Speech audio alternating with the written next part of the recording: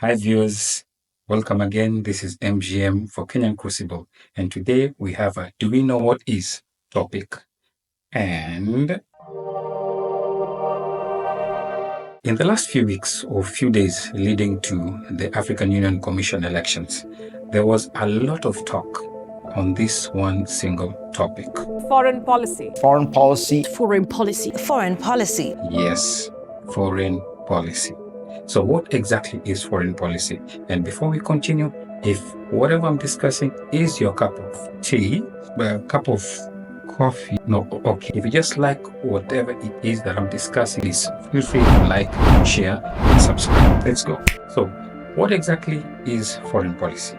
So in fact, this talk has been there since the tweet on the Western Sahrawi was sent from William Ruto'S Twitter account and later deleted. Obviously, we know who was the author of that tweet and who deleted it. So, to our sisters here, I have a book here, which is a good read for anybody who intends to be a political analyst or who just wants to have a very good background on some of these political issues and discussions that we have. So this is 100 Political Hacks from Julian Flanders. And this book gives you a background and understanding and application of 100 political theories that have been applied throughout the centuries and up to this very 21st century. So it's a very good book that you should be able to have.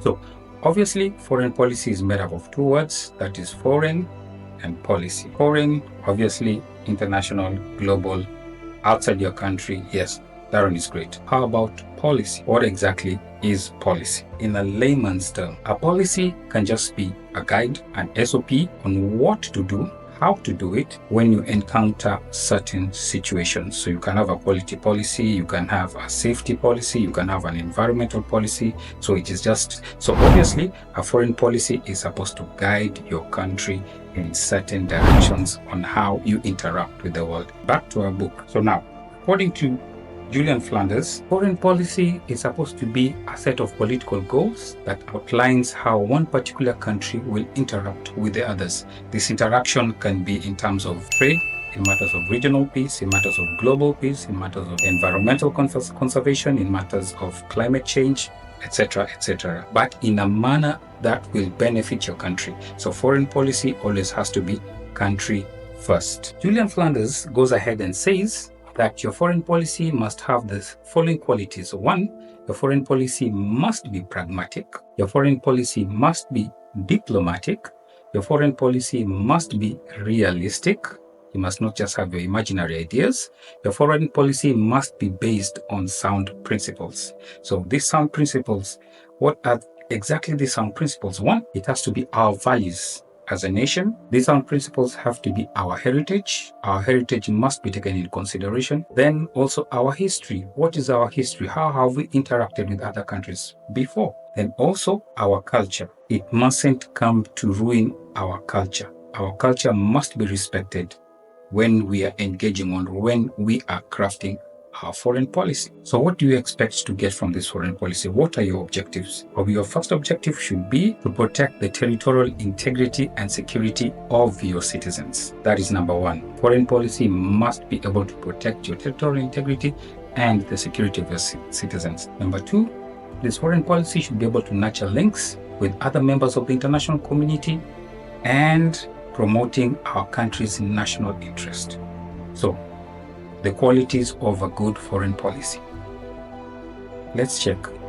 Were we being realistic when we promised over 100 students that we'll give them scholarships from Les Îles Comores or from the Comoros Islands? Were we being diplomatic when we were lecturing those who had orchestrated coups out of their own political situations in their own countries, or how backward such kind of things are? Were we being pragmatic when you were taking part in the remix and production of the Janjaweed album in the name of RSF? What are our principles as a country? What are our values? What's our culture? Do we just accept any culture because we need money and we have to entertain the alphabet community? That's for you to decide. What about our history? Our history as a colonized people. We should be able to identify with other people who are also colonized, but we go ahead and send security in the name of keeping the peace in a country that suffered serious colonial atrocities in the name of Haiti. what exactly is Kenya's foreign policy? Do they match to these qualities? Thanks a lot for watching. This is MGM for Kenyan Crucible, and I hope to see you next time. Au revoir.